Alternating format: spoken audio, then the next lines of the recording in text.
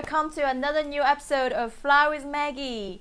This time I bring you a very interesting person from Canada. Her name is Martha.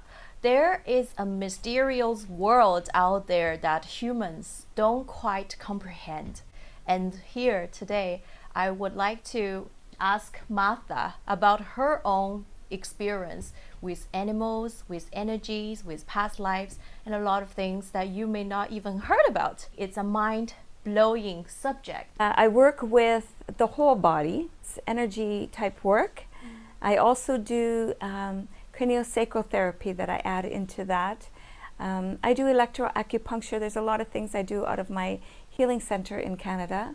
I heard that you can communicate with animal. Yes, I can. Sounds very crazy. Like, how can a human being communicate with an animal? We all have the ability to communicate with animals. Animals are live beings.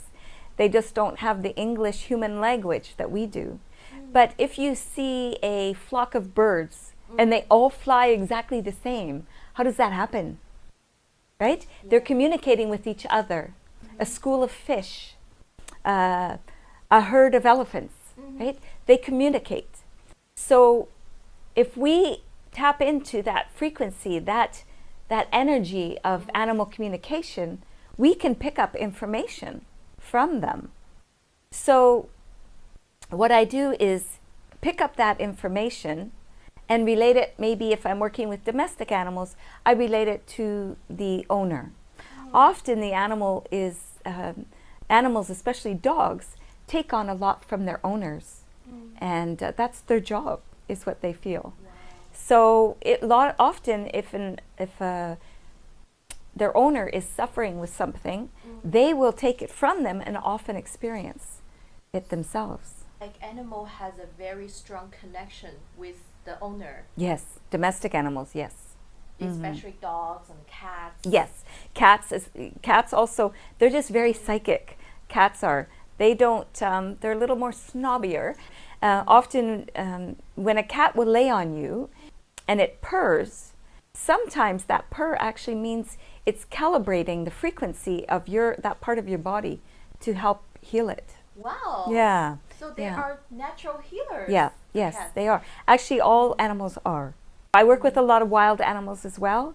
I receive information through my subtle senses. So we have our physical sense of sight, but the subtle sense is that what we call clairvoyance, where people see from their inner eye, where it's not the physical eye that sees something. So when you imagine something, you're actually using your subtle sense of sight. Or when somebody hears something, but it's not really a noise outside in the physical world, but they hear maybe a voice inside. Or all of a sudden they get information, it feels like they hear it. That's the subtle sense of hearing, that's clairaudience. So all of our senses, our smelling, our tasting, and our touch is all subtle senses as well. So people care so much about our pets. And when it's time for them to leave this earth, it's very hard if they're unwell. The owners have a hard time. Do I take them to the vet and help them along? It's quite a emotional time for the owners. But the animals understand the cycle of life. They really do. They don't get attached to it. But sometimes they care so much about the owner that they won't transition like they would naturally in the wild. So, for instance, I worked with a family that called me about their dog to work with it because they didn't know if they should have it euthanized. So I went to the house and the dog was very, very, very ill. And when I connected, the mother was sitting beside, the human mother, was sitting beside the dog and crying and crying and crying. And the dog told me, through sending me pictures and through energy, told me that he was ready to go, but he was worried about the owner because she was so upset. So he was hanging on, but he really didn't want to. So then I asked him to give me some sort of sign that I could tell her. And he said to me, I want to be buried under the picnic table in the field. Wow. And I thought, what? I didn't know there. I'd never been there before. I didn't know if they had a field or even if they had a picnic table. So when I told her this, she jumped up and she ran and got her husband and started crying really hard and said, "Come with me," and took me to the window. And there in the field behind their house was a picnic table in the middle of the field. And she said to me, "This is where our other dog that was his best friend died 2 years ago, and he's buried under that picnic table." Very amazing, because then she felt good to let him go. She knew he wanted to go. So the next day they took him in and had him euthanized and buried him beside the other dog. So it allowed the animal to transition, but also healed the owners. And they were very grateful, because maybe if they did it, they would have, did I do the right thing? Did I not? So I have horses at home. I love animals. So I work with all different kinds of animals. So I also go to the wild. So I've worked with orangutans in Borneo. And sometimes I get information from the wild ones, but I did spend some time working at a quarantine and care center for 300 to 400 orangutans. And we did some work that made some unbelievable changes in the animals. A lot of times when human beings have sessions, they might say, "I don't know if that worked. I don't feel anything." We let our head get in the way. But when I work with animals, they will shift. When you help to shift something for them, perhaps a dog will yawn or stretch or go get a drink right at that moment.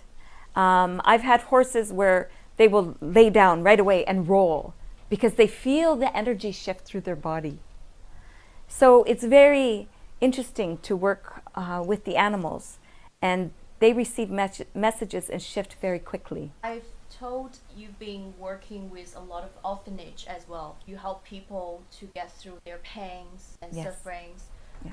When did you start to do that? When did you realize that's your life mission? That's one of your passion, to help people? I think that was born into me. I come from a family of 9 children. Yes, 8 girls and 1 boy. And we would often take in foster children, sometimes 5 at a time. As a young child, I would want to help them because a lot of them had some problems, and I felt bad for them. So even when I was a young child, some of the very little children that we got would call me Mummy, and I was just a child. But I always wanted to help them. And then when I got older, I had several different jobs, and then I worked for a fire and ambulance department because I thought I could help people there.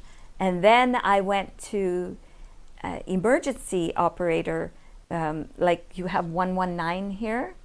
I worked there, but it was too stressful in that environment, and I didn't feel like I was helping people well enough.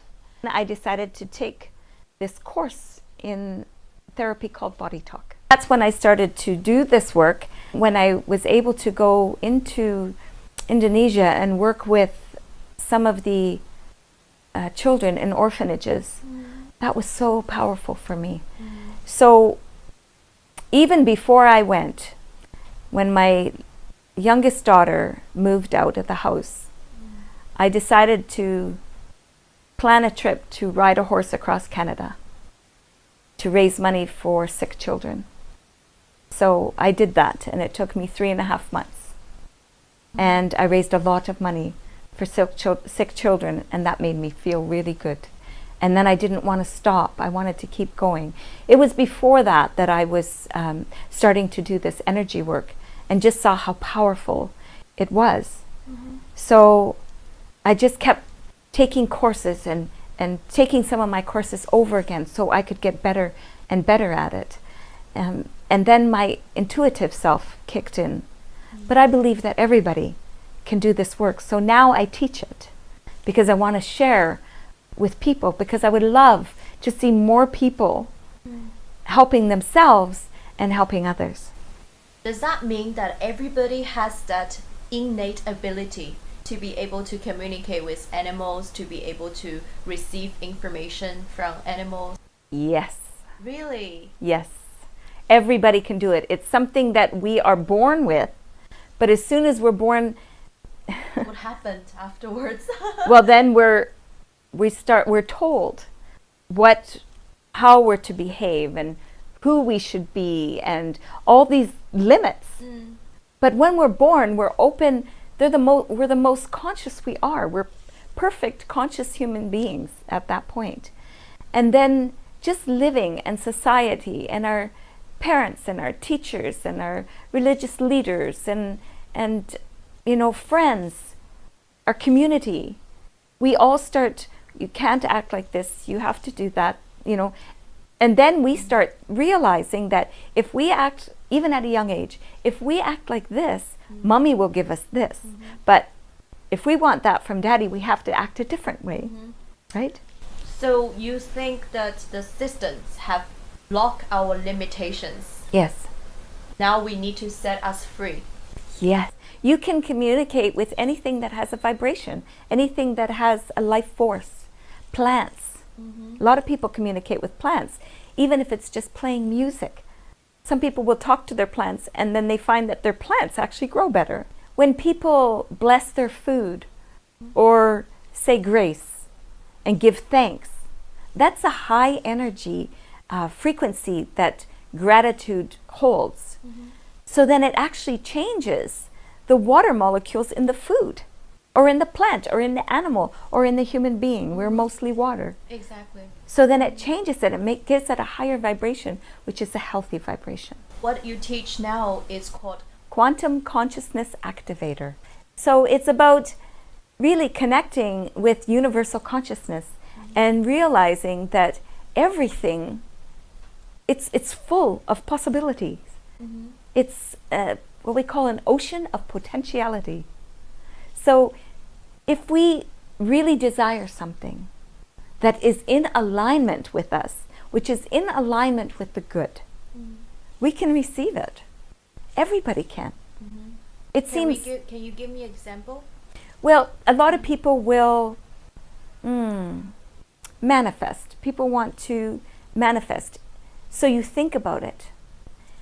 If you really obsess about it and you think about it often and you feel that strong desire and drive to have it and then feel as if you have it, the universe will give that to you. It's the law of attraction. We say what you focus on expands. So if you are focusing on negativity, you will get more of that. Our reality is what we put out there. So what we put out there, the universe, it's like a magnet, it gives that to you. It's attracting that same vibration. So when people raise their vibration, the world starts to change, becomes better. Amazing. So it even happens on the physical body. If somebody has, say their liver isn't functioning well, it's lost its primal vibration. Its vibration has gotten low. We need to introduce a high vibration to raise it so that the low vibration in the liver can rise up. And it helps to recalibrate the liver, but we have to make sure that that's a stable high vibration. Thoughts, love, gratitude, appreciation has all a very, very high vibration.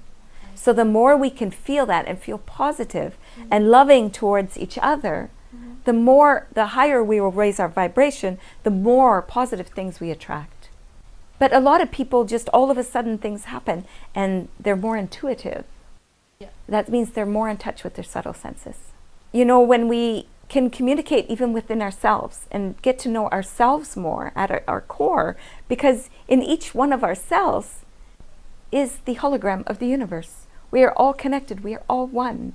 The more we understand that, the more peaceful we tend to be and happier we tend to be living our life. Literally, what are you teaching people is to not just break through their limiting belief. They can live a better life after they open up their subtle senses. They can manifest whatever they vibrationally attract. Yes. That sounds amazing. Yeah. That's like a dream life you want to have. Well, you know what? And it is very strong because, and I'll give you an example of manifesting. I had, a few years ago, I had a female horse, a mare that was pregnant. And I said, oh, I want a paint horse, which means it's different colors. And my favorite color horse was black, brown, and white. They have big spots. Okay. So I said, I would like a paint horse with not very much white on the face, no blue eyes, and not a lot of white on the body. So, and I wanted a male. So the horse was born, and it has no white on the face. It's brown, black, and white. Not a lot of white on the body. It's a male and no blue eyes. Because sometimes horses with white have blue eyes. The next year, I had another mare that was pregnant, and she had a horse baby that was a male. It was black, brown, and white, not very much white, and no white on the face. And then 2 years ago, one of my mares that I didn't even know got pregnant did, and she had a baby, and it was a male, and it was black, brown, and white, and not much white on the face. And I said, how do I stop manifestation? So you just set one intention. Yeah, and just kept going. So that one's almost a bit of a joke, but it's I in a way it is, in a way it isn't, because I think so much has happened and I've experienced so much that I doubt nothing anymore. So I believe in that everybody has the ability to tap into universal consciousness and get the good things from it.